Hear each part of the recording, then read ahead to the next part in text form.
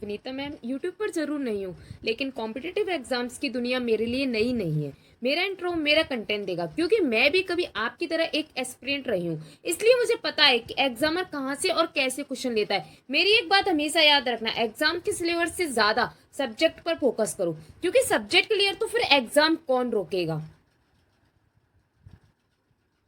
इस MCQ series में आपको मिलेगा कॉन्सेप्ट के साथ साथ एग्जाम वाली सोच भी।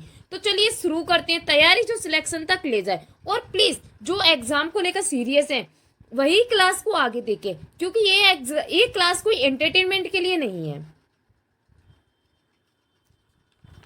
आज हम करने वाले हैं एमसीक्यू सीरीज, इंग्लिश के एमसीक्यू सीरीज, जिसमें आपको पूरा का पूरा इंग्लिश का सिलेबस के अकॉर्डिंग कराया जाएगा, लेकिन एमसीक्यू फॉर्म में, और सारा का सारा डाटा आपको चैप्टर वाइज कराया जाएगा। ठीक है, आई होप आपने पिछली क्लासेस देख ली होंगी। आपने जो वायो वाली क्लासेस थी, जो इसकी मैराथन मैंने दी थी, वो आपने देख ली होगी। क्लासेस की लिंक मैं सारी की सारी डिस्क्रिप्शन में डाल दूंगी, और साथ में कॉन्सेप्ट वाली क्लासेस की वीडियोस की जो लिंक है वो भी मैं डिस्क्रिप्शन में डाल दूंगी। ठीक है, चलिए तो देर ना करते हुए क्लास स्टार्ट करते हैं। तो हाँ, तो गाइस अपन ने ना कौन कौन से टॉपिक्स कवर कर लिए हैं पहले ये बता देते हैं आपको, फिर अपन आगे की क्लास को कंटिन्यू रखेंगे। ओके, चलिए तो फिर देखते हैं। तो टॉपिक लिस्ट जो एमपी वर्ग 3 है उसके अकॉर्डिंग दी है, लेकिन इंग्लिश अगर किसी एग्जाम में आती है तो सबके लिए सेम है। जैसे अपन वोकैब कर चुके हैं, जिसमें अपन ने एंटोनिम्स सिनोनिम्स कर लिए, वन वर्ड सब्स्टिट्यूशन कर लिए, प्रीफिक्स सफिक्स कर दिए। और जल्दी में आपके लिए रूट वर्ड्स की क्लासेस और लेके आ रही हूँ, जिससे आपकी काफ़ी हद तक वोकैब क्लियर हो जाएगी। अपन ने नाउन टॉपिक कर लिया, प्रोनाउन भी कर लिया, फिर पोजिशंस हो गया, कंजक्शंस कर लिया, वर्ब कर लिया, adverb, adjective and degree, determiners. ये जो सारे चैप्टर्स मैं आपको बता रही हूँ ये अपन कवर कर चुके हैं। Articles, tense, subject verb agreement, sentence transformation, affirmative, negative, interrogative, voice, narrations, kinds of sentence, simple, compound, complex. तो एक तरीके से कहा जाए तो अपन ने सारे के सारे टॉपिक क्लियर कर लिए, जो कि एमपी वर्ग 3 के सिलेबस में दिए थे मेंस वाले में। वैसे नॉर्मली इंग्लिश के सारे यही चैप्टर्स आते हैं हर एग्जाम में। एग्जाम कोई भी हो, तैयारी एक ही पैटर्न से होती है, बस जो क्वेश्चंस होते हैं उनका लेवल चेंज होता है। जैसे एमपी वर्ग 3 में थोड़ा सा लो लेवल आएगा, इसीलिए मैंने इसमें बेसिक क्लियर करने की कोशिश की है। तो एग्जाम कोई भी हो, ये बेसिक लेवल आपके काम आएगा ही, साथ में थोड़ा सा आपको हाई लेवल का भी पढ़ना पड़ेगा। ओके, तो अपन एमपी वर्ग 3 को ध्यान में रखते हुए कर रहे हैं, तो आज उसी पे अपन बात करते हैं। तो ये अपना पूरा हो गया है। अब अपन करने वाले हैं मिक्स क्वेश्चन। अपन ने जितना पढ़ा, क्या उतना अपन पे अब बन रहा है? तो इसीलिए अपन करने वाले हैं मिक्स क्वेश्चन। और मिक्स क्वेश्चन में मैं आपके लिए ना उस चैप्टर को काफ़ी हद तक, उस क्वेश्चन से उस चैप्टर को काफ़ी हद तक समझाऊंगी, इतना कि आप ये कहोगे कि मैम ये तो क्विक रिवीजन में, एमसीक्यूज के साथ में, प्रैक्टिस के साथ में रिवीजन भी हो गया। अपन ने 18 चैप्टर्स किए, उन 18 के 18 चैप्टर्स जो सबसे ज़्यादा इम्पोर्टेंट है, किस टाइप के क्वेश्चंस आते हैं, वो सब कुछ का रिवीजन हो जाएगा इसमें। किस में? मिक्स क्वेश्चन में। टोटल 20 क्वेश्चन रहेंगे मिक्स के, 181 से लेके 181 से लेके 200 तक। तो ये मिक्स क्वेश्चन रहने वाले हैं। ठीक है, तो अपन एक एक से सारी मिक्स क्वेश्चन स्टार्ट करेंगे। और यहाँ जहाँ पर भी आपको कोई डाउट हो तो उस डाउट को आप कमेंट बॉक्स में लिख देना, या आपको अगर उसका डाउट से रिलेटेड डिस्कस करना है तो आप हमारे डिस्कशन टेलीग्राम चैनल पे भी जुड़ सकते हैं। पोस्ट में, जो मेरा यूट्यूब चैनल है उसके पोस्ट में मैंने सारे के सारे जो हमारे प्लेटफॉर्म है उसका स्कैनर दे दिया है। अगर आप कहोगे तो मैं टेलीग्राम चैनल पर सबकी लिंक भी डाल दूंगी। ओके, जिससे आपको ज्वाइन करने में कोई भी दिक्कत ना हो। टेलीग्राम चैनल की लिंक डिस्क्रिप्शन में दी हुई है। ओके, बस आप मुझे बता देना कि लिंक भी साथ में आपको चाहिए या नहीं। तो अपन मिक्स क्वेश्चन स्टार्ट करते हैं। जो ये मिक्स क्वेश्चन आपके लिए बहुत ज़्यादा इम्पोर्टेंट रहने वाले हैं, एक तरीके से इंग्लिश का रामबाण है ये। और जिन्होंने हमारी पुरानी क्लासेस नहीं देखी हैं वो सारी पुरानी क्लासेस भी देख लेना, डिस्क्रिप्शन में सबके लिंक्स दे दूंगी। तो अब देर ना करते हुए अपनी क्लास में आगे बढ़ते हैं। मिक्स क्वेश्चन, सभी इंपॉर्टेंट टॉपिक से फॉर रिवीजन। किस लिए किए जा रहे हैं? रिवीजन के लिए। अब इस वाले को ना थोड़ा सा मैं आपको थोड़े अलग अंदाज में पढ़ाऊंगी। पहले ना मैं आपके लिए जो लिख कर लेके आई हूँ उसे अच्छे से एक्सप्लेन करूंगी। अगर फिर मुझे लगता है कि आपको नहीं समझ आया होगा, कुछ डाउट रह गया होगा, तो अपन फिर से क्वेश्चन पे आके उसका पोस्टमार्टम तरीके से कर लेंगे, ओके? जिससे थोड़ा सा टाइम अपन को कम लगेगा।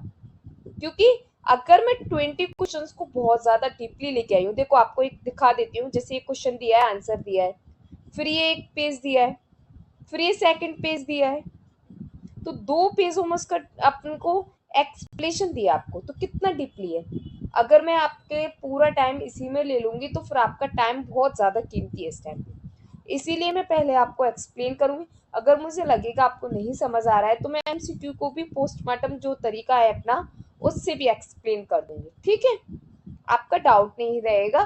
फिर भी अगर कोई डाउट रहता है तो आप कमेंट बॉक्स में मुझसे पूछ लेना, आपके सारे के सारे डाउट्स क्लियर किए जाएंगे, एक भी डाउट आपका रहेगा नहीं। तो चलिए क्लास स्टार्ट करते हैं। तो फर्स्ट क्वेश्चन है, पेन ले लेते हैं अपन। तो फर्स्ट क्वेश्चन है, चूज द करेक्ट सेंटेंस। एक मिनट रुकिए, मैंने पेन की जगह पे कलर चेंज कर लिया, देख रहे हो आप? तो चूज द करेक्ट सेंटेंस, आपको सही सेंटेंस बताना है। ही is good in English, he is good at English, he is good on English, he is good with English. तो इसका सही आंसर क्या होगा? इसका सही आंसर हो जाएगा ही is good at English. He is good at English इसका सही आंसर है। क्यों है, क्या है, सब आपको बताया जाएगा। आप थोड़ा सा धैर्य रखिए और क्लास को बिल्कुल भी स्किप मत करना। बहुत ज्यादा इंपॉर्टेंट क्लास है ये, बिल्कुल भी स्किप करने की जरूरत नहीं है। ध्यान से पढ़िए आप सारी चीजों को। तो देखिए, ये टॉपिक अपना किसका है? प्रीपोजिशन का टॉपिक है। देखिए मैं टॉपिक का नेम भी मेंशन किया है बिल्कुल। और प्रीपोजिशन में भी कौन सा? Fixed preposition. ये फिक्स्ड है, गुड के साथ में एट लगाते हैं, लेकिन ऐसा हमेशा नहीं होता कि गुड के साथ में हमेशा ही एट लगाते हैं। कुछ स्पेसिफिक कंडीशंस होती हैं जिन्हें अपन पढ़ेंगे। Certain adjectives take specific preposition. कुछ जो एडजेक्टिव्स होते हैं वो एक स्पेसिफिक प्रीपोजिशन लेती हैं। जैसे गुड के साथ में एट बिल्कुल सही कोलोकेशन कर रहा है, मतलब बिल्कुल सही उसमें सूट कर रहा है। क्यों कर रहा है?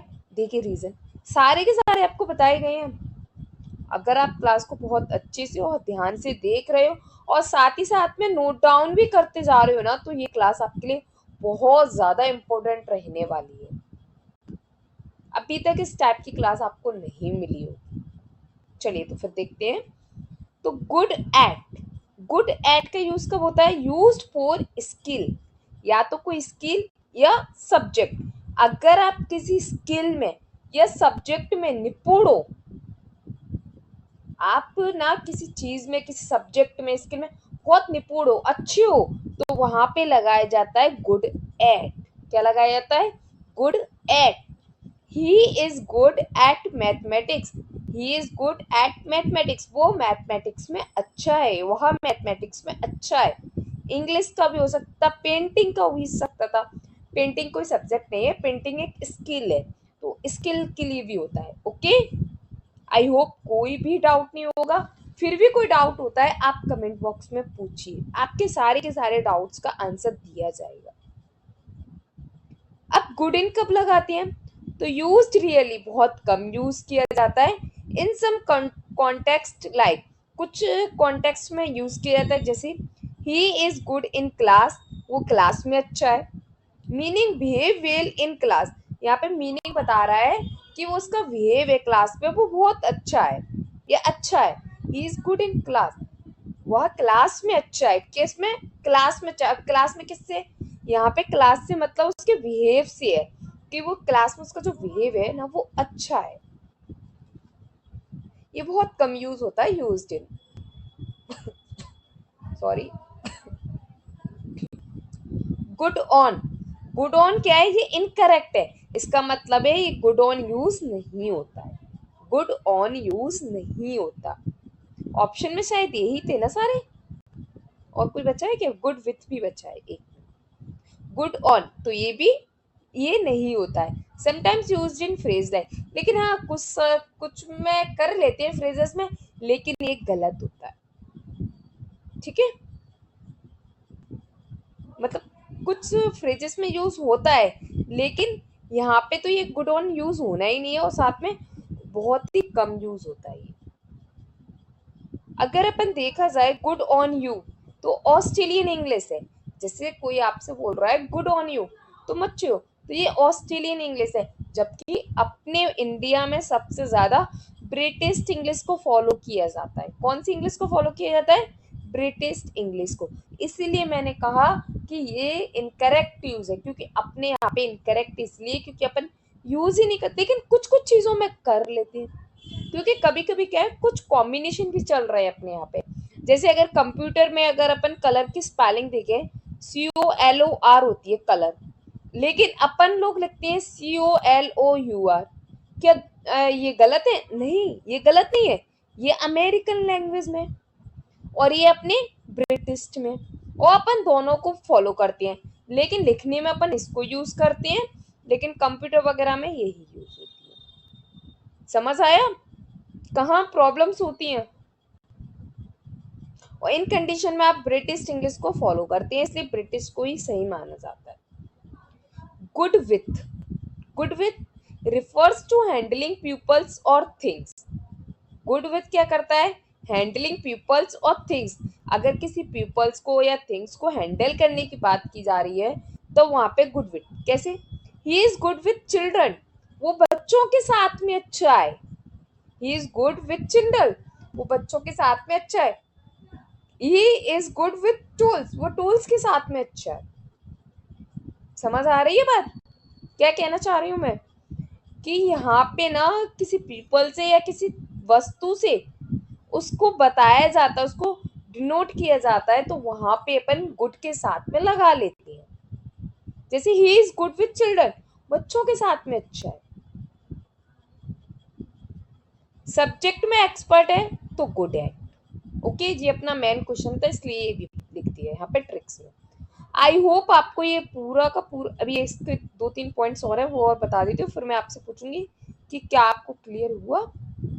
ही इज गुड डांसिंग, क्या आएगा? एट आएगा। क्यों आएगा? डांसिंग क्या स्किल है। I am not very good drawing, तो ड्राइंग क्या स्किल है, एट आएगा। ही इज गुड हिज जॉब, वो अपनी जॉब में अच्छा है, हैट इज जॉब आएगा। समझ आया? कोई दिक्कत आई? अगर आपको कोई दिक्कत आई हो तो बता देना। अब देखिए मैं आपको बता दूं कि अपन ने जो क्वेश्चन देखा था ना उसमें अब आपको कोई डाउट ही नहीं रहा होगा। अब यहाँ पे गुड एट इंग्लिश क्यों आया है, बहुत अच्छे से आपको समझ आ गया होगा, बिल्कुल भी डाउट नहीं रहा होगा। सब कुछ नोट डाउन करके लेके आई हूँ जिससे आप भी अपने नोट्स प्रॉपर ढंग से बना पाओ। अगर आप नोट डाउन कर रहे होंगे तो नोट्स भी बहुत अच्छे बना पाओगे। ये सारे हैंड रिटन नोट्स के पैटर्न है, क्योंकि मैंने हैंड रिटन नोट्स लिए थे पहले, मैं आपको फोटो से बता रही थी तो मुझे लगा वो नहीं ज्यादा प्रॉपर है तो मैंने वो टैग कर दिया। अब अभी भी आपको अच्छा नहीं लगे ना तो कुछ नहीं कर सकते। हाँ, धीरे धीरे मैं और अच्छा, इससे भी अच्छा करने की कोशिश करूंगी, लेकिन आपको भी बहुत अच्छे से पढ़ने की जरूरत है और बिल्कुल फोकस से, क्योंकि सबसे पहले अपनी मेंटेलिटी को करो कि हाँ मुझे समझ आ रहा है, मुझे पढ़ना है, चीजें और अच्छे से क्लियर होंगी। और आपको एक बात बता दूं, इस बात को ना हमेशा याद रखना कि सिलेक्शन उन्हीं का होता है जो क्वेश्चन के पीछे का रीजन समझते हैं, और यहाँ पे मैं ना आपको रीजन ही समझाने आई हूँ। ये MCQ क्लास लाने का रीजन भी यही है था कि आपको जो क्वेश्चन है उसके रीजन अच्छे से समझ आए। चलिए नेक्स्ट देखते हैं, काफी सारी बातें हो गई। Identify the correctly spelled word, आपको करेक्टली स्पेल्ड वर्ड बताना है कि कौन सा इसमें करेक्ट वर्ड है, स्पेलिंग किसकी सही है। तो ये सारी स्पेलिंग्स दिए हैं, एक ही वर्ड की स्पेलिंग है, तो मैं बोलने की इसमें वर्ड को जरूरत ही नहीं है। तो आपको ये बताना है कि कौन सा वर्ड सही है। तो इसमें ये वाली स्पेलिंग सही है। अब ये स्पेलिंग भी क्यों सही है ये भी आपको बताया जाएगा। देखिए, जो एकोमोडेशंस दिया है उसमें डबल सी आती है और डबल एम आती है। सबसे ज्यादा कंफ्यूजन यही होती है कि जो स्पेलिंग है इसमें डबल सी डबल एम क्या आएगा, यही अपन सबसे ज्यादा कंफ्यूज हो जाती है। तो इस चीज को नोट डाउन कर लिया। आपको कोई वोकैब का मीनिंग मिल रहा है, अगर आपको वो बार बार गलत हो रहा है या फिर आपको ऐसा लग रहा है अब याद हो गया बाद में नहीं बोले, ऐसा होता है कि बाद में आप भूल जाती हो, तो उसके कुछ रूल्स निकलो। जैसे मैंने ये आपको बताया एकोमोडेशन, अब इसका मैंने लिख लिया has double C and double M, इसमें डबल सी डबल एम आता है और पूरी स्पेलिंग आपको याद रहेगी। सिर्फ कंफ्यूजन आपको इसमें यही रहेगा कि डबल सी आएगी कि डबल एम आएगा, और आप सब कवर कर लोगे। तो उस कंफ्यूजन पॉइंट को लिखो जिससे आपकी वो गलती रिपीट ना हो। देखिए नेक्स्ट, नेक्स्ट नहीं उसी को थोड़ा सा एक्स्ट्रा क्वेश्चन दिए, करेक्ट स्पेलिंग ऑफ। अब इसमें करेक्ट स्पेलिंग बतानी है कौन सी है, तो देखो टिक लगाइए पहले कमेटी। तो इसका क्या है कमेटी, कमेटी में डबल एम आता है, डबल टी आता है, डबल ई आता है। आपको कमेटी वर्ड याद रहेगा कि हाँ ये कमेटी है, लेकिन स्पेलिंग में क्या आएगा, डबल एम आएगा, डबल टी आएगा और डबल ई आएगा। अगर आपने ये ट्रिक से ऐसे याद कर लिए ना तो आप वर्ड्स को भूलोगे नहीं, आपको बहुत ज्यादा अच्छे टाइम तक याद रहेगा। चलिए नेक्स्ट देखते हैं, करेक्ट स्पेलिंग ऑफ। अब इसमें करेक्ट स्पेलिंग क्या है, तो ऑक्यूरेंस, इसमें क्या है डबल सी डबल आर, और सबसे ज्यादा प्रॉब्लम आती है इस ई एन सी में। बहुत से बच्चे ए एन सी और ई एन सी में कंफ्यूज हो जाते हैं, तो ये भी आप ध्यान रख सकते हो।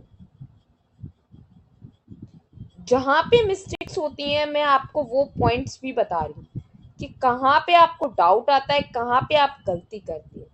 तो ये ई एन सी की जगह है और ए एन सी में डाउट हो जाता है, तो ए एन सी गलत है, ई एन सी होता है ऑक्यूरेंस, ऑक्यूरेंस। ओके, कोई भी डाउट हो पूछ लेना कमेंट बॉक्स में, आपके सारे के सारे डाउट्स क्लियर किए जाएंगे। और अभी तक आपने हमारे चैनल को सब्सक्राइब नहीं किया है तो देर मत करिए और अभी अपनी इस चैनल को सब्सक्राइब कर लीजिए।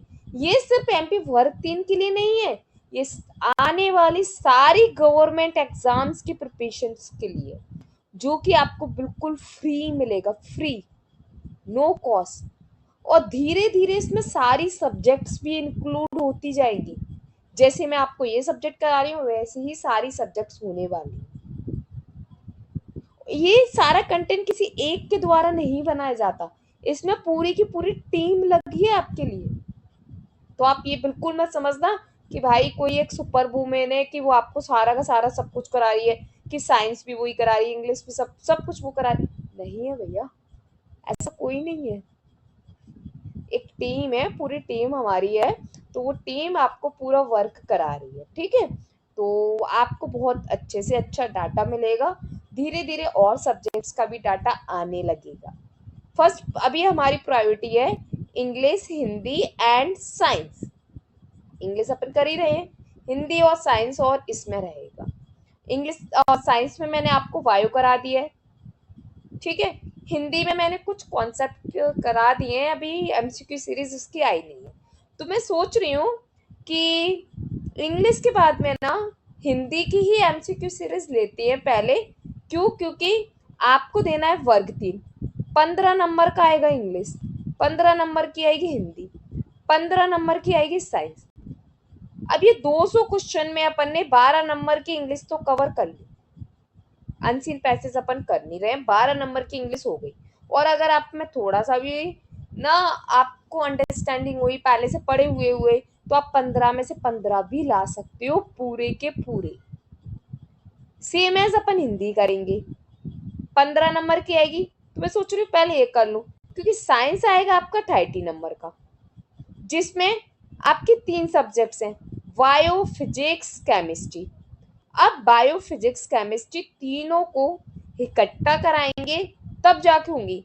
हर एक यूनिट में, हर एक सब्जेक्ट में 2 यूनिट है, मतलब 6 यूनिट है, तो मतलब 200 के 6 पार्ट आएंगे, इसमें 1200 क्वेश्चन आएंगे।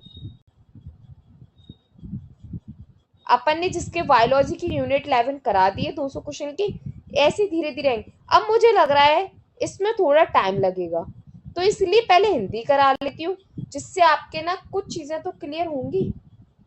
फिर अपन धीरे धीरे साइंस को ले लेंगे पूरी को, फिर साइंस हो जाएगा, फिर कुछ और लेंगे, ठीक है। और इंग्लिश के जो रूट वर्ड्स हैं वो आपको बीच में क्लासेस में मिल जाएंगे। भले अपनी इसके बाद में, इंग्लिश के बाद में अपन हिंदी की सीरीज स्टार्ट कर देंगे, लेकिन अपन रूट वर्ड्स भी आपको बीच बीच में देते रहेंगे। या अगर मेरा मुझे लगा कि एक साथ देने तो एक साथ दे दूंगे, जैसा मुझे सही लगेगा आपको मिल जाएंगे रूट वर्ड्स। ज्यादा टाइम नहीं लगेगा क्योंकि उसका कंटेंट रेडी है, बस वीडियो बनानी है।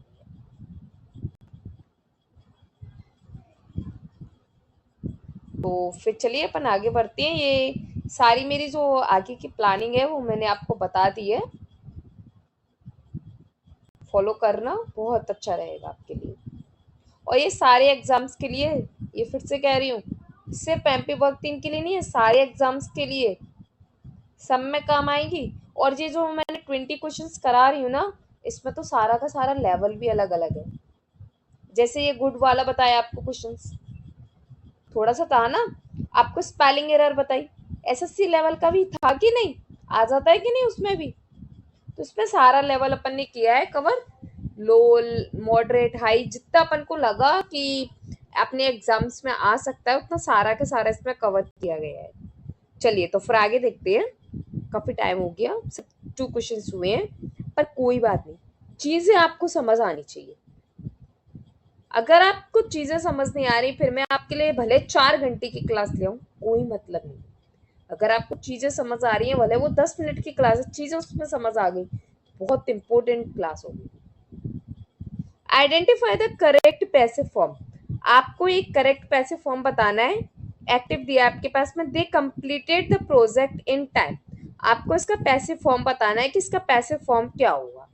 तो देखिए, the project complete in time, the project was completed in time, the project is completed in time, the project has been completed in time. तो इसका आंसर हो जाएगा B, the project was completed in time. अब इसको भी मैं postmortem बाद में कराऊंगी, पहले मैं एक्सप्लेनेशन से बता देती हूँ। तो आंसर मैंने आपको बता ही दिया, the project was completed in time. Topic क्या है, ये वॉइस का टॉपिक है, एक्टिव पैसिव वॉइस। एक्टिव का स्ट्रक्चर क्या होता है, जो भी अपना क्वेश्चन दिया है उसके अकॉर्डिंग सब्जेक्ट प्लस वर्ब की सेकंड फॉर्म प्लस ऑब्जेक्ट, यही दिया है, सब्जेक्ट वर्ब की सेकंड फॉर्म प्लस ऑब्जेक्ट, ये तो अदर चीज है, ठीक है। अब इसका पैसिव कैसे बनेगा, तो पहले ऑब्जेक्ट, फिर वॉज वर्ब, फिर उसके बाद में वर्ब की third form plus by plus subject. देखिए, ऑब्जेक्ट, द प्रोजेक्ट ऑब्जेक्ट है, ऑब्जेक्ट इधर आ गया, वॉज आ गया, फिर वर्ब की थर्ड फॉर्म कंप्लीटेड, एक्स्ट्रा चीजें आ गई। अब यहाँ पे ना ऑब्जेक्ट और आता, और जो सब्जेक्ट था वो ऑब्जेक्ट की फॉर्म में आता बाय देम, लेकिन यहाँ पे क्यों नहीं लिखा है, यहाँ पे इसलिए नहीं लिखा है क्योंकि अपन बाय देम बोलो या ना बोलो एक ही बात है। The project was completed in time, project complete हो गया, अब किसके द्वारा हो गया, उनके द्वारा ही हुआ होगा, कोई स्पेशलिटी नहीं बताइए, तो यहाँ पे चल जाता है, ओके। अगर आप बाय देम लगा दोगे तो भी गलत नहीं है, ओके। चलिए तो आगे देखते हैं, अभी इसी का ही और बताऊंगी एक्सप्लेनेशन। देखो पूरा अच्छे से लिखा है, मैंने उसमें थोड़ा सा बता दिया, मुझे याद नहीं रहा इसमें लिखा है। तो टेंस ये सिंपल पास्ट टेंस है, यूज इसमें वॉज वर्ब होगा, वर्ब की थर्ड फॉर्म होगी। पैसिव में दे सब्जेक्ट है, द प्रोजेक्ट ऑब्जेक्ट है, वर्ब कंप्लीटेड वर्ब की सेकंड फॉर्म है, अपन वर्ब की थर्ड फॉर्म कंप्लीटेड लगाएंगे, तो सेंटेंस क्या बन जाएगा, the project was completed. Simple past passive है तो वॉज वर्ब प्लस वर्ब की थर्ड फॉर्म आएगी। सिंपल पास्ट पैसिव का मतलब है, अगर आपका एक्टिव सिंपल पास्ट में दिया है तो उसका पैसिव कैसे बनेगा, तो मैंने आपको बताया था हेल्पिंग वर्ब एक कदम आगे चली जाती है, पीछे की क्लास देखी होगी आपने, indefinite, continuous, perfect, perfect continuous.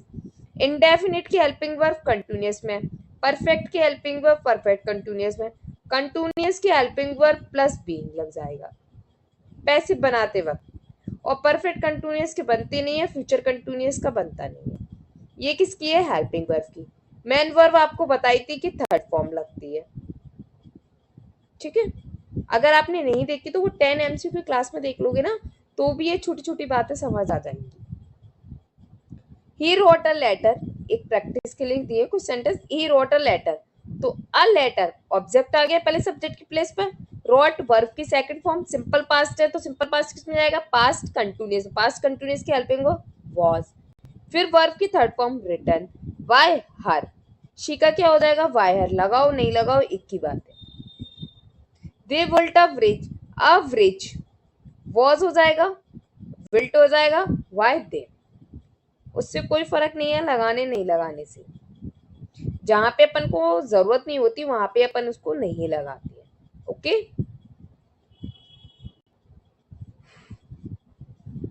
Indirect speech बताना है अब आपको। एक्टिव पैसिव वॉइस हो गया, अब indirect speech. He said I will help you, he said I will help you, तो इसका इनडायरेक्ट स्पीच क्या होगा? He said that he will help me, he said that he would help me, he said that he will help me, he said he would help मी।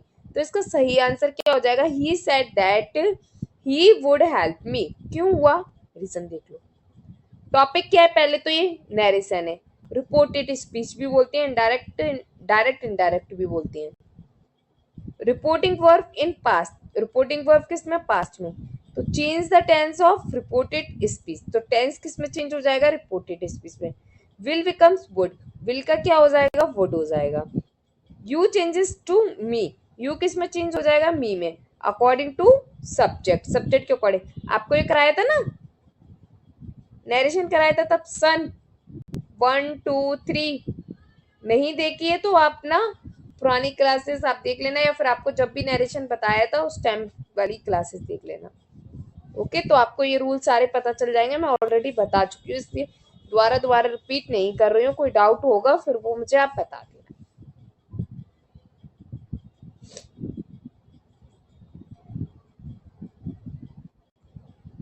और एक आपको jumping rule भी बताया था नरेशन का, याद होगा।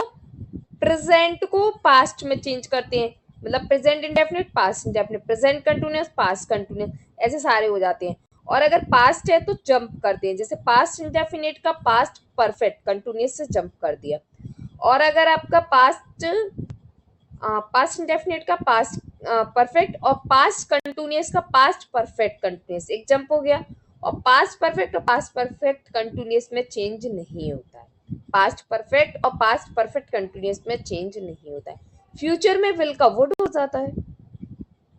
और ये सिर्फ किस में चेंज होते हैं? जब रिपोर्टेड स्पीच पास्ट में हो तभी ही चेंज होंगे। अगर प्रेजेंट में या फ्यूचर में होगा तो चेंज नहीं होंगे। विल का वुड, यू का मी हो जाएगा। I will help you, he said that he would help me. अब देखो ही शेड तो सेम हो गया, दैट अफर्मेटिव सेंटेंस है। कंजक्शंस भी आपको बताए थे, अफर्मेटिव है तो दैट आएगा, इंपरेटिव है तो टू आएगा, इंट्रोगेटिव है सिंपल वाला इंट्रोगेटिव तो इफ या वेदर आएगा, डबल इंट्रोगेटिव है मतलब WH वर्ड वाले तो फिर वहां पे अपना क्या आएगा? तो वहां पे अपना वही WH वर्ड आ जाएगा। ओके, ये सारी चीजें मैं आपको बता चुकी हूँ। और यहाँ पे जो ऐसे सैड है तो यहाँ पे अफर्मेटिव सैड या फिर टोल्ड, अपन सैड टू है तो टोल्ड ऐसे कर देती है। अगर इम्परेटिव है तो ऑर्डर एडवाइस रिक्वेस्ट आ जाती है, ऑर्डर एडवाइस रिक्वेस्ट आ जाती है। और अगर आपका इंट्रोगेटिव है या डबल इंट्रोगेटिव है तो फिर अपना आस्क्ड आ जाता है। और एक्सक्लेमेटरी सेंटेंस है तो एक्सक्लेम्ड आ जाता है। ये सारी चीजें मैं आपको बता चुकी हूँ, फिर भी मैंने एक बार रिपीट कर दी जितना फास्ट में से हो पाया उतना। विल का वुड हो जाएगा, कैन का कुड हो जाएगा, मे का माइट हो जाएगा।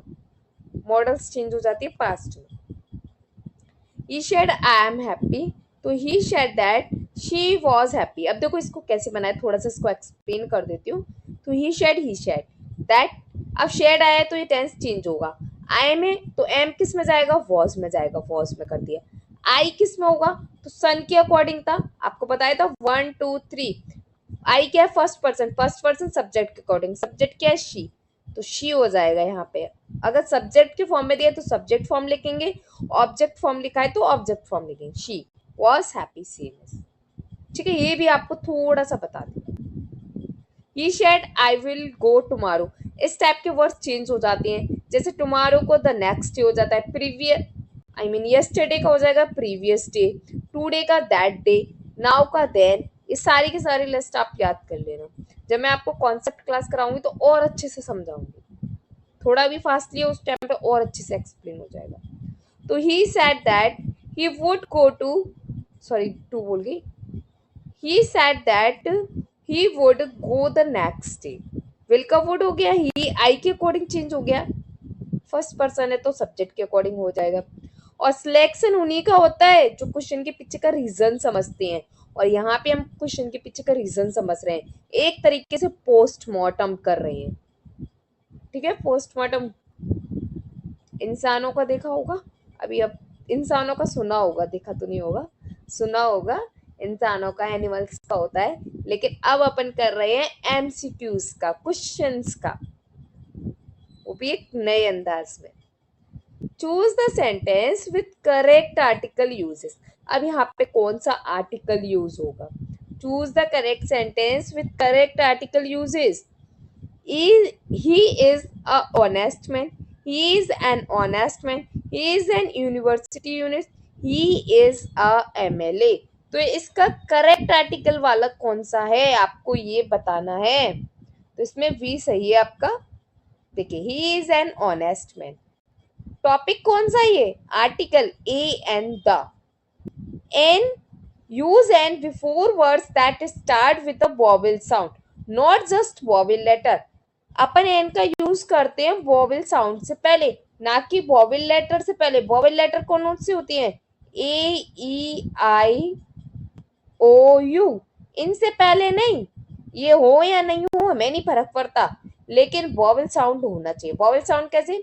आ से लेके हा तक का साउंड आना चाहिए, मतलब हिंदी की वर्णमाला भी आपको आनी चाहिए इंग्लिश पढ़ने के लिए।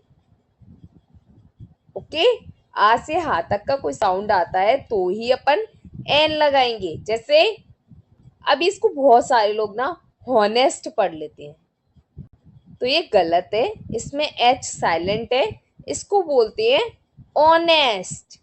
क्या बोलते हैं? ऑनेस्ट।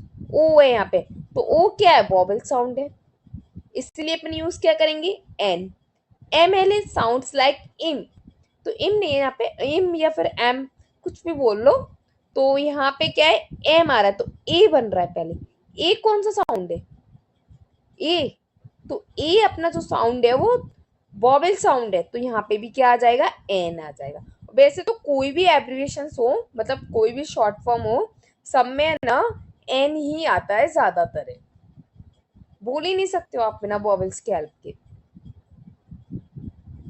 अब ऑप्शंस भी आपके लिख के दे दिए इसमें। अ ऑनेस्ट रॉन्ग है क्योंकि H is silent, an honest सही है, एन यूनिवर्सिटी गलत है, यूनिवर्सिटी लाइक्स यू, तो यू के लिए यू वॉवेल नहीं है, ये कॉन्सोनेंट है, या आ रहा है ना यू, या कॉन्सोनेंट है, तो यहाँ पे ई आता। A university is right. MLA, तो एमएलए का भी मैंने आपको बताया था, तो यहाँ पे एन आ जाएगा। Use an when the sounds start with a vowel A E I O U, अपन को साउंड बताना है विथ अ वॉवेल। यहाँ पे अपन को ये वॉवेल लेटर्स नहीं बताने, अगर साउंड स्टार्ट होता है वॉवेल से तो फिर एन लगाएंगे। देखा आपने कितने अच्छे से आपका आर्टिकल टॉपिक का रिवीजन हो रहा है। यूरोपियन कंट्री, तो क्या बोलती है? यूरोपियन, या के लिए ए आएगा। ऑनेस्ट, ओ, तो फिर एन आएगा। आई होप आपको कोई भी डाउट नहीं रह रहा होगा। MBA, एम ए, तो फिर एन आएगा। MBA, तो एम है, ए का साउंड आ रहा है, ए का साउंड आ रहा है तो एन, ये भी अपना उसी में आता है, अ से अह के बीच में वॉवेल है। एक इसमें दा का और बता देती हूँ, क्या पता आगे, चलो यही बता देती हूँ। दा का, दा को बोलती है, दा कब यूज होता है? जब स्पेसिफिक हो, कुछ स्पेसिफिक हो, उसके बारे में अलग से उसकी विशेषता बताई हो, उसके बारे में बताया गया, उसकी चर्चा की गई हो, तब दा लगा दिया। ओके। अगर आपको नहीं समझ आया तो आपने अगर वो वाली क्लास नहीं देखी जिसमें 10 एमसीक्यूज हुए आर्टिकल टॉपिक के, तो वो क्लास देख लीजिए, आपको ये ए एंड दा भी अच्छे से समझ आ जाएगा।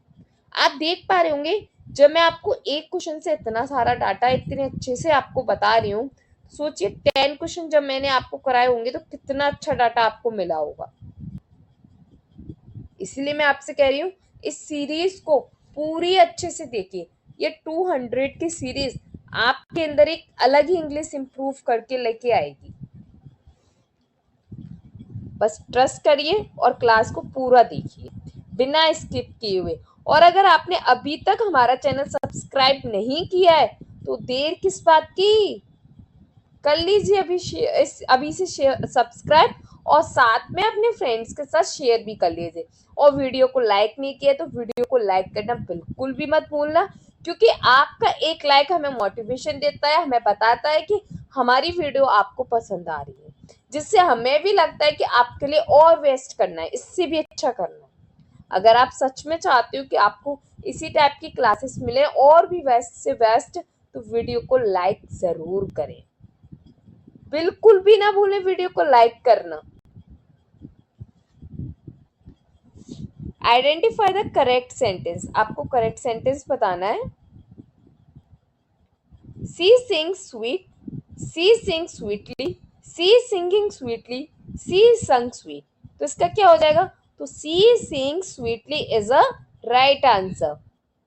ओके, क्यों है अभी सब देखेंगे अपन, कौन सा टॉपिक क्या कुछ सब कुछ देखा जाएगा आपको। 5 क्वेश्चन में भले अपनी ना देखो, 5 क्वेश्चन हो गए, इस 5 क्वेश्चनों में मैंने शायद 30 मिनट से ले लिया, आधा घंटा लग गया, लेकिन ये क्वेश्चन आपको क्लियर हो गए और साथ में ये टॉपिक भी क्लियर हो गए होंगे काफी हद तक। तो ये एडवर्ब टॉपिक का है, और एडवर्ब में क्या होता है, लास्ट में एल वाई लगा होता है। क्या लगा होता है, एल वाई लगा होता है। Adverb describe how the action verb is done, adverb describe करती है कि जो वर्ब है वो काम कैसे कर रही है। Most adverbs are formed by adding L Y to adjective, ज्यादातर जो एडवर्ब्स होती हैं वो एडजेक्टिव में एल वाई जोड़ने से लगती हैं, बनती हैं। जैसे स्वीट एक एडजेक्टिव है, इसमें एक एल वाई जोड़ दिया तो ये बन गई एडवर्ब स्वीटली। अगर आपको नहीं समझ आएगा तो बाद में अपन क्वेश्चन को भी देख लेंगे, वैसे आ रहा होगा आपको। वर्ब क्या है, सिंग्स है। वी नीड एन एडवर्ब, और इसको क्या है, किसकी जरूरत है, एक एडवर्ब की जरूरत है। तो सी सिंग स्वीटली, तो ये बिल्कुल सही हो जाएगा। वह गाती है, कैसा गाती है, स्वीटली गाती है। तो ये वर्ब की क्या बता दी इसने, क्वालिफाई कर दी। और चलो पहले पूरा बता देते हैं फिर आपको एक्स्ट्रा चीज बताएंगे। तो स्वीट ये एडजेक्टिव है, नॉट एडवर्ब। स्वीटली ये करेक्ट एडवर्ब है। रॉन्ग, देखो एडजेक्टिव ना हमेशा नाउन से पहले लगता है, तो यहाँ पे स्वीट तो वैसे भी नहीं होता। Wrong verb form, singing without helping verb. अब देखो यहाँ पे रॉन्ग वर्ब दिया है इस थर्ड वाले में, she singly, she singing sweetly. अब सिंगिंग कैसे हो जाएगा, सिंगिंग के पहले भाई यहाँ पे कुछ हेल्पिंग वर्ब तो लगाओ, वर्ब में आईएनजी दिए तो उससे पहले हेल्पिंग वर्ब लगाना जरूरी है। कंटिन्यूस फॉर्म है ना, कंटिन्यूस फॉर्म के हेल्पिंग वर्ब तो लगाओ, चाहे प्रेजेंट की लगाओ, पास्ट लगाओ, चाहे फ्यूचर लगाओ, किसी की तो लगाओ, इसीलिए वाला गलत है। संग ये वर्ब की थर्ड फॉर्म है, अब ये भी कैसे पॉसिबल है, वर्ब की थर्ड फॉर्म से पहले कोई हेल्पिंग वर्ब तो लगाओ, तो वही इस दोनों में गलती हुई है। एक्शन का तरीका बताने वाला वर्ड एडवर्ब कहलाता है। सी स्पीक्स क्लियरली, वह स्पीक कर रहा है कैसे, क्लियरली। सी बोल रही, ही रन्स फास्ट, वह तेज दौड़ता है।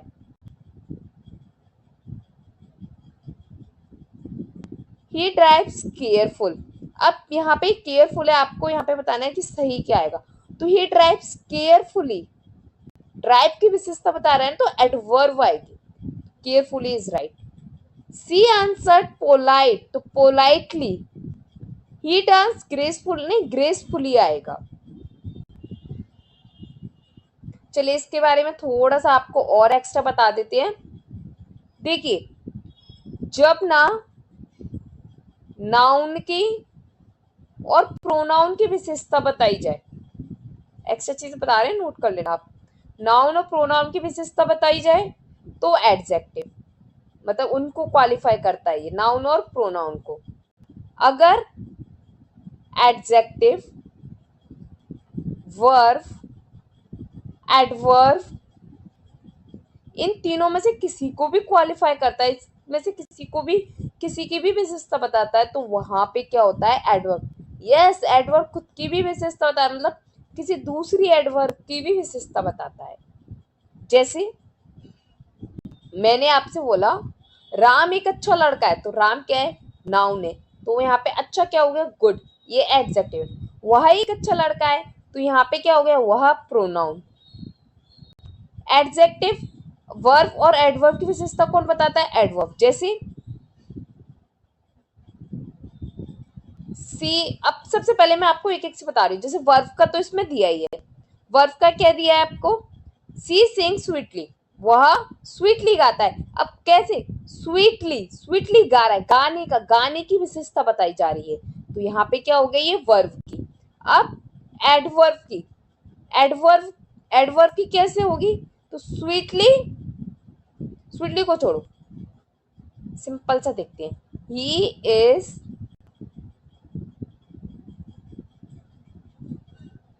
देखो he is good boy, simple लिखा, he is good boy.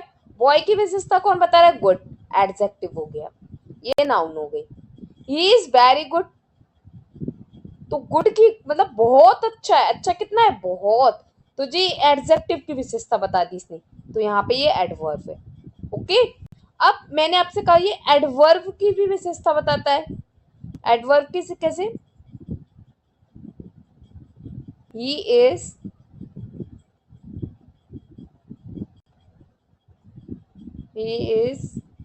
Very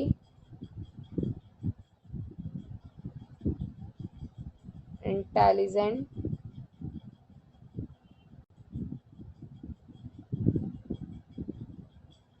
हाँ ये सही रहेगा, ये आपके लिए बहुत अच्छा रहेगा। ही वर्क्स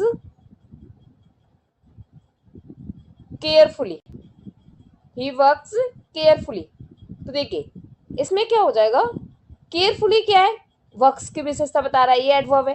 अब इस एडवर्ब क्यों बता दी, ही वर्क्स केयरफुली के पहले मैंने लगा दिया वेरी, सिंपल सा एडवर्ब है, वेरी लगा दिया, ही वर्क्स वेरी केयरफुली, वो बहुत केयरफुली करता है, तो यहाँ पे केयरफुली की विशेषता बता दी। ओके, क्या सेंटेंस एकदम से सोचने में नहीं आ रहा था, तो थोड़ा सा टाइम लग गया, पर कोई बात नहीं है। कोई भी डाउट हो आप मुझसे कमेंट बॉक्स में पूछ लेना। तो आई होप आपको एडवर्ब क्लियर हो गया होगा, कोई भी डाउट नहीं रहा होगा। साथ में मैंने एडजेक्टिव, नाउन और प्रोनाउन को भी थोड़ा थोड़ा समझा दिया आपको। Choose the correct form of the adjective, आपको करेक्ट फॉर्म बताना है एडजेक्टिव का। देखो एडजेक्टिव आई गया, this is the blanks book I have ever read, तो इसका क्या होगा, गुड होगा, बेटर होगा, बेस्ट होगा या मोर गुड होगा। तो this is the good book I have ever read, जो मैं पढ़ चुका हूं। तो देखिए इसको,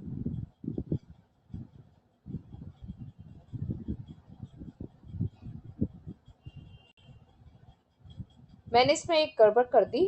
देखिए यहाँ पे क्या दा दिया है, और जब भी दा होता है ना तो सुपरलेटिव डिग्री का यूज करती है, हो जाती है मिस्टेक्स एकदम से फ्लो फ्लो में, कोई बात नहीं है, सबके साथ तो होता है, और ये गलतियां शायद आपसे भी हो सकती हैं, तो आप सीखो इन गलतियों से।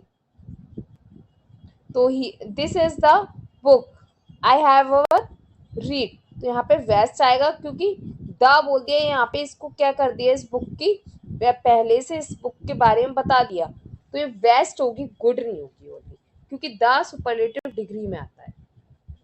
रीजन आपको पूरा लिखा होगा इसमें। देखो वेस्ट आएगा, डिग्री ऑफ एडजेक्टिव का है ये, यहाँ पे पॉजिटिव, कंपैरेटिव, सुपरलेटिव डिग्री होगी।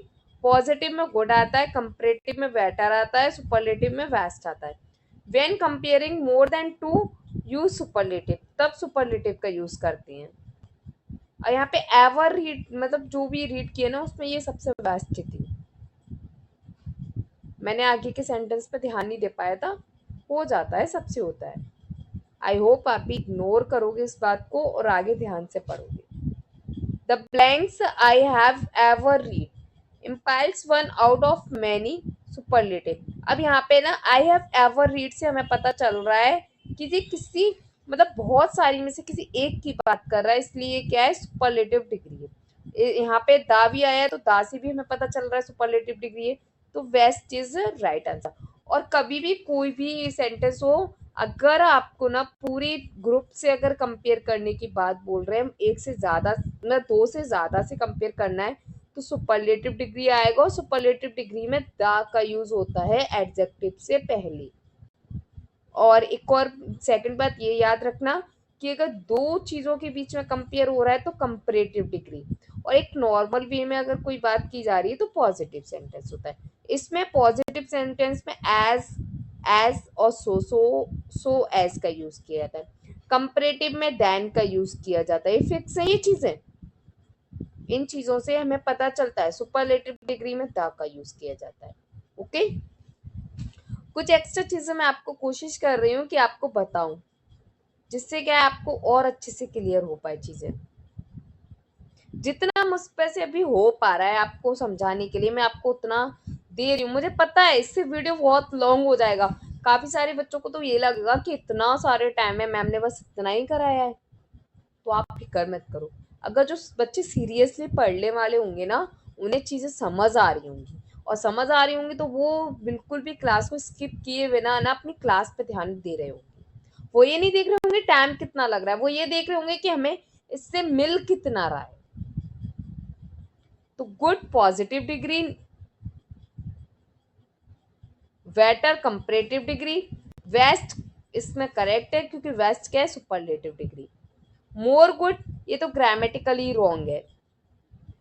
गुड बेटर बेस्ट ये इसके फॉर्म है पॉजिटिव, कंपैरेटिव और सुपरलेटिव। बैड वर्स वर्स इसको इर्रेगुलर एडजेक्टिव भी बोलते हैं। कौन से?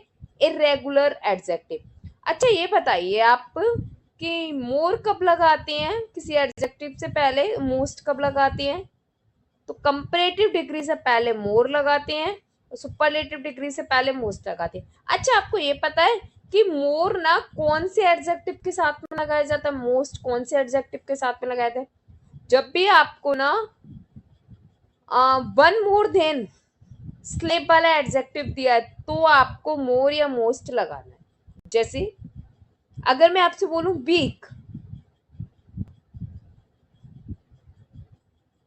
वीक को छोड़ो और इजी लेती हूँ आपके लिए।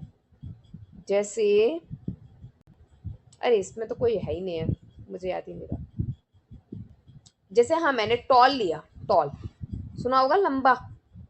अब यहाँ पे टॉल लिया है मैंने, तो टॉल का ना कंपैरेटिव क्या होगा? टॉलर। सुपरलेटिव क्या होगा? टॉलेस्ट। आप ये ना और चीजों में भी देख सकते हो।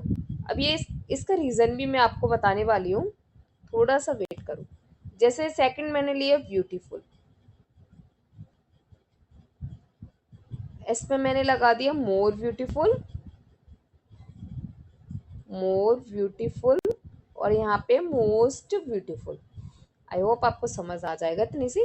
अब देखिए इसमें ऐसा क्यों हुआ कि इनमें मोर लगाया, टॉल के आगे मोर क्यों नहीं लगाया? तो जब भी वन सिलेब हो, एक ही शब्द है, तो यहाँ पे क्या लगाएंगे अपन?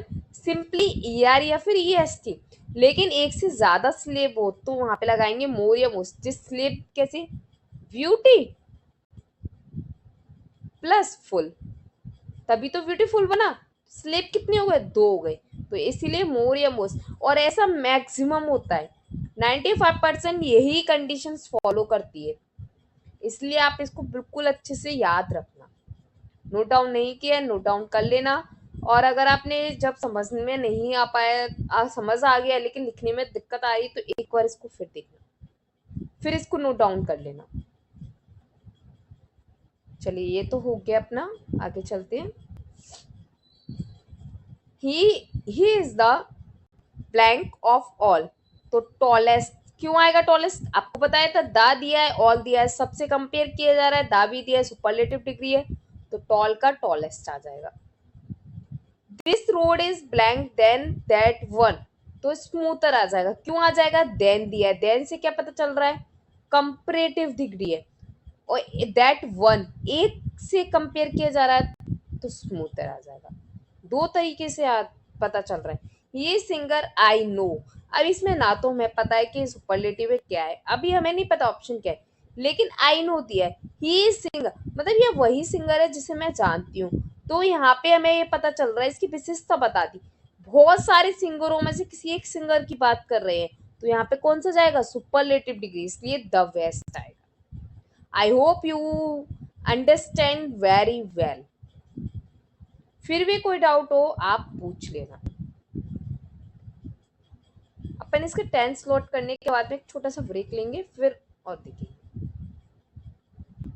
Choose the correct determiner. The blank of the voice was absent. Blank of the voice was absent. All आएगा, each आएगा, any आएगा, या फिर some आएगा। Choose the correct determiner. Blank of the voice are absent.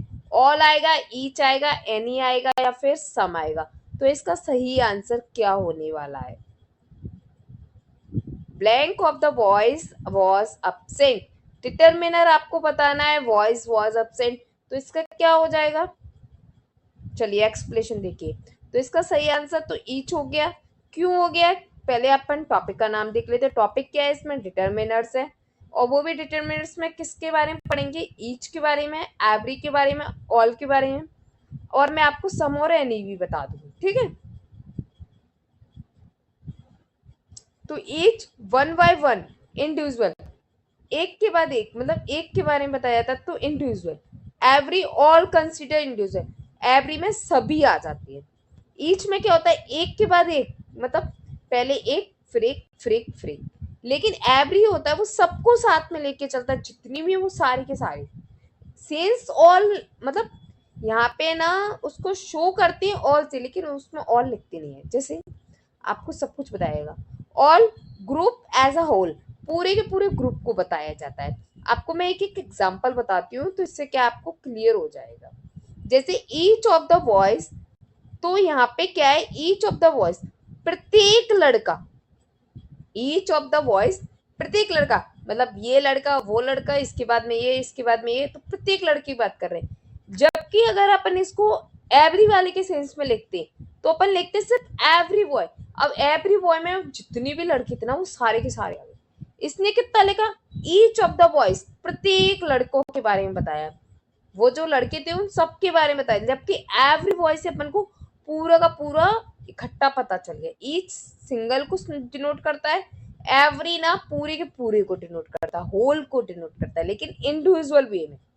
और all करता है पूरे के पूरे ग्रुप को डिनोट, मतलब पूरा ग्रुप एक साथ। यहाँ पे इंडिविजुअल है एवरी वाले में, ईच वाले में इंडिविजुअल है, अलग अलग ही है। लेकिन जो ऑल वाला होता है वो पूरा का पूरा ग्रुप, पूरा पूरा होल, मतलब सब कुछ इकट्ठा बिल्कुल। कैसे? सब कुछ बताया जाएगा आपको।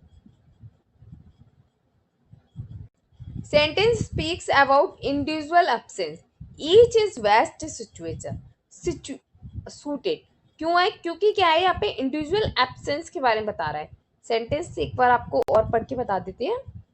देखो, blanks of the voice was upset. अब देखो यहाँ पे ना एवरी तो ऑप्शन में ही नहीं दिया है। एवरी क्यों नहीं आया?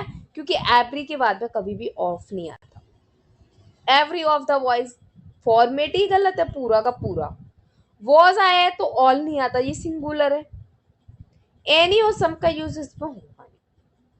क्यों नहीं होगा आगे पता चल जाएगा। चलिए इसको पढ़ लेते हैं।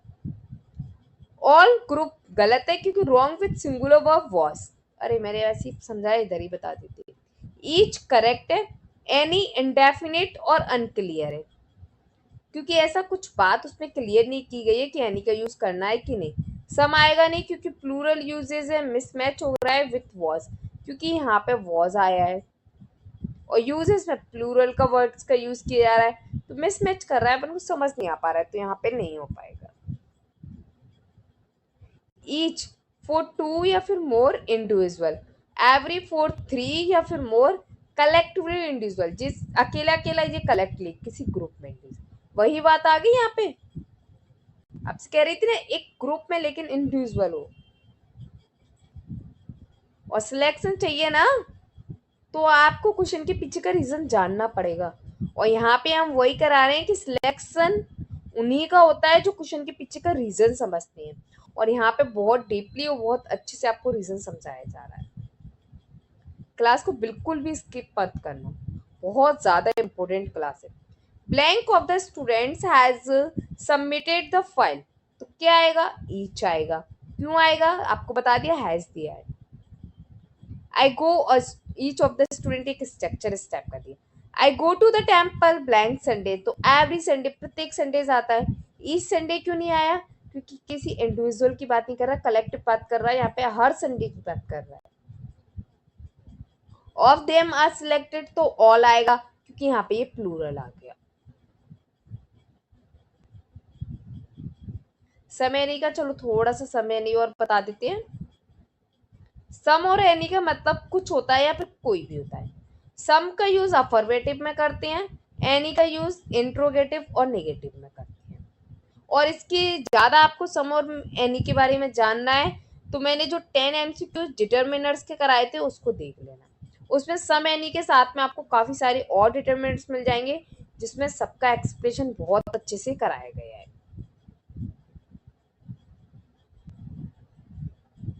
चलिए नेक्स्ट 189, ट्रांसफॉर्म इनटू नेगेटिव, आपको नेगेटिव में ट्रांसफॉर्म करना है। She always tells the truth, वह हमेशा ट्रुथ बोलती है, सत्य बोलती है। She does tell the truth, आपको नेगेटिव करना है, हाँ नेगेटिव में चेंज करना है लेकिन सेंस चेंज नहीं करना, ठीक है। He does tell the truth, he not tell the truth, he never tells the truth, he does not tell lie. अब देखो यहाँ लाई, यहाँ ट्रूथ, यहाँ ट्रूथ, यहाँ ट्रूथ। अब इसमें पहले ये देखो कि एकदम 100% गलत कौन से हो रहे हैं, तो she does tell the truth, ये तो स्ट्रक्चर ही गलत है, ये भी स्ट्रक्चर गलत है। अगर यहाँ पे डज है तो नॉट आना चाहिए, यहाँ पे डज नॉट, फिर टेल, कुछ नहीं समझ आ रहा। सी नेवर टेल्स द ट्रूथ और सी डज नॉट टेल लाई। अब इसमें से कौन सा होगा, तो देखो यहाँ पे अपन को नेगेटिव चेंज करना है। सी नेवर टेल्स द ट्रूथ, वो कभी भी ट्रूथ नहीं बोलता है, तो ये तो सेंटेंस ही गलत हो गया। वो बोल रहा है he always, she always tells the truth, वो हमेशा सत्य बोलता है, इसमें बोल रहा है वो हमेशा सत्य नहीं बोलता, ये तो गलत हो गया।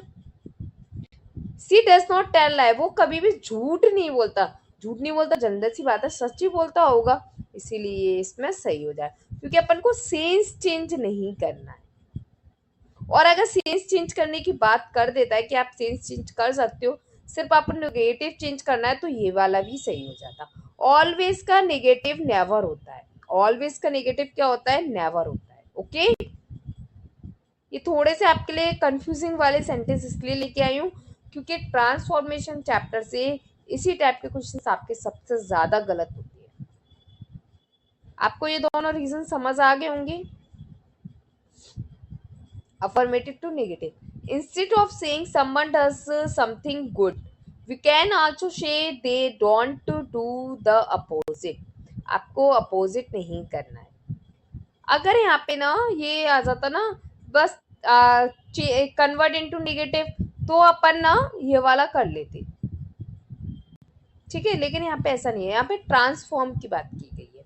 ट्रांसफॉर्म करना है, आपको नेगेटिव में ले जाना है, लेकिन सेंटेंस को नेगेटिव नहीं करना, मतलब सेंटेंस को चेंज नहीं करना है, उसका सेंस चेंज नहीं होना चाहिए।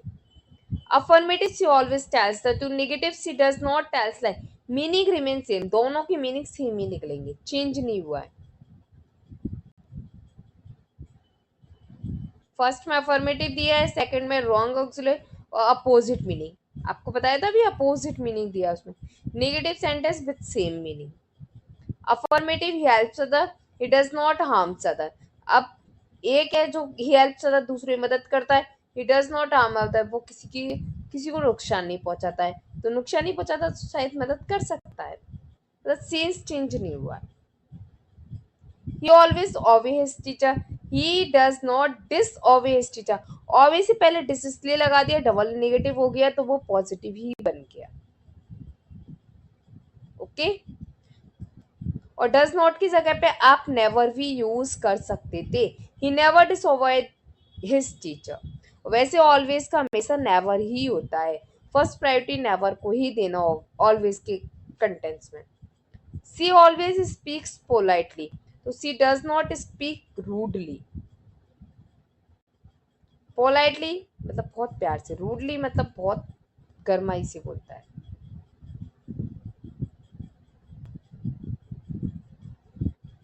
Choose the correct form of verb tense बताना है आपको। By next month she blanks her training. Completes, will have completed या कंप्लीटेड, तो क्या हो जाएगा, विल हैव कंप्लीटेड। क्यों हो जाएगा, देखिए फ्यूचर परफेक्ट टेंस है। कैसे पता चला फ्यूचर परफेक्ट टेंस है, क्योंकि यहाँ पे व्हाई नेक्स्ट मंथ आ गया, ये कीवर्ड होता है। अगर आपने टेंस टॉपिक का तो मैंने कॉन्सेप्ट क्लास भी कराई है, आप देख लेना उसे, आपको और अच्छे से आ जाएगा। Subject plus will have plus verb की थर्ड फॉर्म प्लस वाई या फिर बिफोर अ फ्यूचर टाइम, ये इसका क्या होता है, स्ट्रक्चर होता है। आगे देखिए, by next month indicates a deadline in the future action, will be completed, future perfect, so she will have completed. Present गलत है, ये सिंपल फ्यूचर है, ये फ्यूचर परफेक्ट है, ये पास्ट है, तो future perfect is right. Question देख लीजिए अगेन, आगे समझ में। आपको क्वेश्चन इसलिए दिखा देती हूँ, शायद आपको ऑप्शंस बता रही हूँ ऐसे तो आपको नहीं समझ आए। वाई के साथ में टाइम आ रहा है तो use will have plus verb की third form, by plus 2026 I will have finished the course. By के साथ टाइम आ गया तो अपन ने कौन सा यूज किया, फ्यूचर परफेक्ट।